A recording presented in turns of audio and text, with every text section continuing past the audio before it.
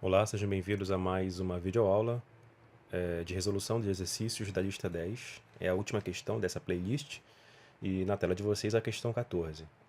Um homem de massa mzinho está sentado na popa de um barco em repouso num lago. A massa do barco é mzão igual a 3 mzinho e seu comprimento é L igual a 4 metros. O homem levanta-se e anda em direção à proa. Desprezando a resistência da água, determine a distância d que o bote percorre durante o percurso do homem à proa. Muito bem, gente. Então, na tela de vocês, nosso quadro de resolução. Eu já fiz algumas ilustrações para ajudar na resolução do nosso problema. Muito bem. Primeiramente, estou considerando aqui um observador, no caso, uma observadora à margem, certo? Que vai observar que tem um homem sentado na proa de um barco, certo? E ele caminha, perdão, deixa eu só corrigir isso aqui, né? Na verdade, na popa. A popa é a parte de trás de um barco, tá? E ele vai caminhar em direção à proa do barco. Você já deve ter escutado aquele ditado de vento em popa, né, que é o vento que empurra a embarcação.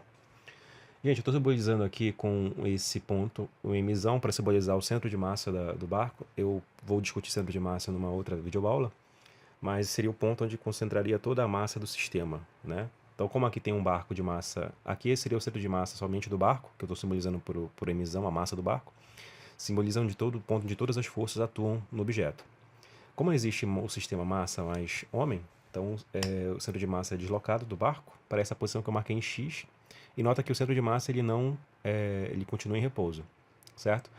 Mas o sistema barco-homem, ele se movimenta entre eles mesmos, né? Existe uma variação relativa de posição entre eles, e especialmente o observador aqui à margem, o que ele constata? Que na passagem do homem da popa à proa do barco, o barco se desloca de uma distância dzinho para esse observador aqui, essa observadora aqui, beleza? Então tudo que a observadora avaliar, nós iremos concordar com ela, porque nós seríamos também um observador à margem que vai descrever esse movimento, beleza? Então tudo que a observadora decretar, a gente acata. Gente, importante aqui. No sistema, estou destacando aqui nesse quadro agora na tela de vocês. No sistema homem-barco, as forças responsáveis pelo movimento são forças internas. Como a soma das forças externas é nula, a gente pode afirmar que a quantidade de movimento se conserva. A variação da quantidade de movimento é nula. Em outras palavras, a quantidade de movimento final ela deve ser igual à quantidade de movimento inicial. E sem perda de generalidade, eu posso transformar isso aqui numa soma algébrica, já que o movimento ele vai se dar somente ao longo da direção horizontal. Tá? Então, o movimento unidimensional, a quantidade de movimento final vai ser igual à quantidade de movimento inicial, e isso é uma soma algébrica. Isso é uma igualdade algébrica, não preciso mais usar vetores aqui. Outra coisa, gente, o referencial aqui eu estou adotando para a gente como sendo positivo para a nossa direita, o que para o referencial à margem é o estudo que está à frente dele, certo? Ou dela, no caso. E outra informação relevante, gente. Por que as forças externas são nulas aqui? Bom, bem simples. Nota o seguinte. Para o homem, as forças que atuam no homem seriam a força normal, devido ao contato dele com o barco, e a força peso, que a Terra exerce sobre ele, certo? Para o barco também, nota que eu tenho a força normal, devido ao contato dele com a água, e a força peso que a Terra exerce sobre ele. Então, a força normal ela tem módulo igual à força peso, porém em sentidos opostos. Sentido oposto à força peso. Idem para o barco, certo? Então, quando eu somo a força normal do barco e do homem com a força peso do barco e do homem, a soma dessas forças vai ser igual a zero. Então, as forças externas são nulas nesse problema. Como as forças externas são nulas, eu posso afirmar que o que provocou o movimento do barco para a esquerda e o movimento do homem para a direita foram apenas forças internas, certo? Então, inicialmente, o sistema encontra-se em repouso. E depois ele encontra-se em movimento, com o homem se deslocando para a direita com uma velocidade h. E eu vou colocar um mzinho aqui, já, galera, para simbolizar que é a velocidade do homem em relação à margem. Tá? Logo, o barco se movimenta para a esquerda com uma velocidade vb em relação à margem também. Estou colocando um mzinho para simbolizar que é para esse referencial aqui, para essa observadora, que está à margem. Tá? E outra, existe um movimento relativo entre o homem e o barco. E esse movimento relativo a gente vai resolver com as noções de velocidade relativa. Mas aí daqui a pouquinho. Inicialmente vamos usar a quantidade de movimento aqui, que é o que interessa pra gente. Então a quantidade de movimento inicial, zero, porque ele está em repouso. A quantidade de movimento final vai ser a soma da quantidade de movimento do homem mais a quantidade de movimento do barco. H de homem, B de barco, ok? Então, a quantidade de movimento do homem vai ser a massa do homem vezes a velocidade do homem. Deixa eu só corrigir o V, a pedido de vocês, certo? Porque o V parece uma raiz, né? Quadrada. Aqui vai ficar a quantidade de movimento do barco, vai ficar massa do barco vezes velocidade do barco. Ó, velocidade do homem em relação à margem, velocidade do barco em relação à margem. Beleza? Bom, aqui, galera, vai ficar a massa do homem, nós vimos, né? Ele deu no problema, a massa do homem vale mzinho. A massa do barco vale mzão, que é igual a 3 vezes mzinho. Então, vou substituir esses resultados aqui na nossa relação. Vai ficar m vezes a velocidade do homem em relação à margem. Gente, olha só, a velocidade do homem em relação à margem, ela tem o mesmo sentido do referencial, a orientação positiva do referencial. Mas a velocidade do barco em relação à margem tem um sentido oposto. Então, eu vou embutir aqui um sinal negativo para simbolizar isso, dar conta disso aqui, tá bom? Então, menos 3 vezes a massa do barco vezes a velocidade do barco em relação à margem, tá? E aí, pelo princípio de conservação da quantidade de movimento, como essas quantidades são iguais, eu vou igualar QF com QI. Então, vai ficar QF igual a QI, que implica que é a mesma coisa aqui. Massa vezes velocidade do homem em relação à margem. Aqui é menos, né? Menos 3 vezes a massa, velocidade do barco em relação à margem. Isso aqui é igual a zero. Então, resolvendo isso aqui, eu vou mostrar aqui, ó, massa... Bom, talvez não seja tão fácil enxergar que a massa vai ser cancelada, mas eu prefiro fazer isso aqui então. Massa vezes a velocidade do homem em relação à margem é igual a 3 vezes a massa vezes a velocidade do barco em relação à margem.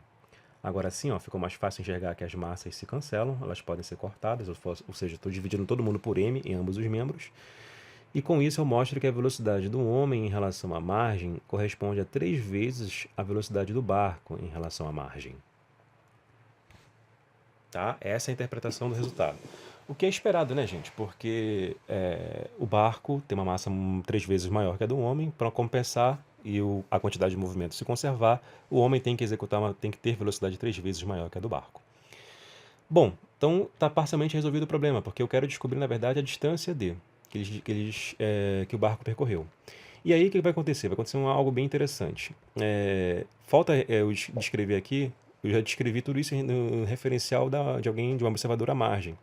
Mas no referencial do barco, coloquei na tela de vocês, existe uma velocidade relativa entre o homem e o barco. E essa velocidade relativa entre o homem e o barco é dada pela soma ou subtração das velocidades do homem e do barco em relação à margem. Como eles estão em sentidos opostos, eu posso afirmar que a velocidade relativa do sistema homem-barco vai ser dada pela soma da velocidade do homem em relação à margem mais a velocidade do barco em relação à margem, certo? Bom, mas eu mostrei agora aqui no item anterior que a velocidade do homem em relação à margem é 3 vezes a velocidade do barco em relação à margem. Então eu posso substituir nessa fórmula e vou mostrar que a velocidade do homem relativa ao barco é igual a 3 vezes a velocidade do barco em relação à margem mais a velocidade do barco em relação à margem. Ou seja, no referencial do barco, a velocidade do homem ela é igual a 4 vezes a velocidade do barco em relação à margem. Tá? E aí o problema está praticamente finalizado. Por quê? Já coloquei a informação na tela para adiantar. A soma das forças internas, as forças responsáveis pelo movimento e que preservam a quantidade de movimento, elas são iguais a zero. Elas obedecem à terceira lei de Newton, a lei de ação e reação, ou seja, a força que o barco exerce no homem, ela é igual e contrária à força que o homem exerce no barco. E como a soma das forças internas é igual a zero, eu posso afirmar que o sistema se encontra em movimento retilíneo uniforme. Por conta disso, galera, o que acontece? A velocidade do homem em relação ao barco é a variação da distância pelo intervalo de tempo. E a distância que o homem percorre em relação ao barco é de 4 metros, é exatamente o comprimento do barco aqui, ó. Certo? E essa distância vale 4 metros, é um dado do problema. Dividida pelo intervalo de tempo que o homem leva para percorrer da saída a popa e chegar à proa. De maneira análoga, olha só, a velocidade do barco em relação à margem, ou seja, para o observador que está aqui à margem, o barco desloca uma distância d nesse mesmo intervalo de tempo. Então aqui vai ficar dzão sobre ΔT. Beleza? Então, essa definição da velocidade média, né, eu estou aproveitando e usando a consideração do movimento ser retilíneo uniforme. O que eu posso mostrar? Eu volto para essa relação aqui e mostro que é o seguinte, ó, que a velocidade do homem em relação ao barco é 4 vezes a velocidade do barco em relação à margem, mas a velocidade do homem foi de 4 metros num dado intervalo de tempo, e aqui a velocidade do barco foi, pela fórmula, 4 vezes a distância que ele percorreu nesse mesmo dado intervalo de tempo. Como o ΔT é igual para os dois, o tempo que o homem gasta para ir da popa à proa é o mesmo que o barco leva para percorrer uma distância d. Então eu cancelo ΔT com o ΔT, que seria equivalente a multiplicar ΔT em ambos os membros, beleza? Então eu mostro aqui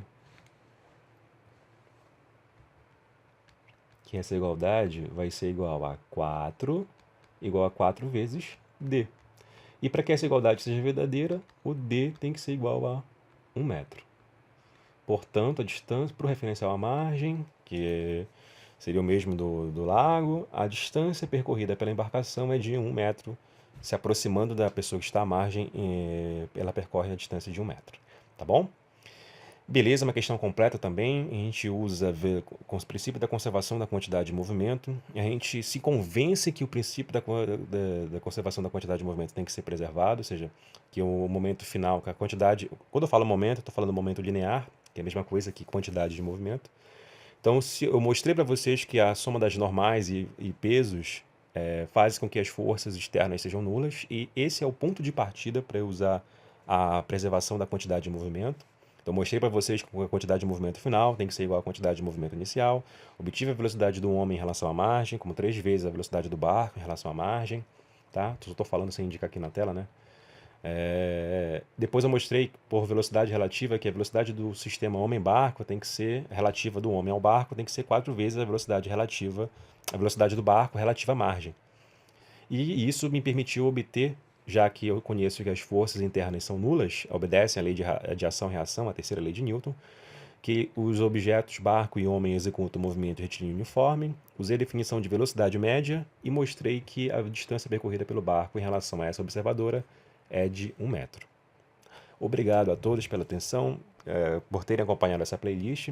Brevemente vou postar outras playlists para vocês, de resolução de exercícios e aulas de conteúdo mesmo, e outras curiosidades, que se vocês gostarem dessas aulas, é claro, e vejo vocês numa próxima oportunidade.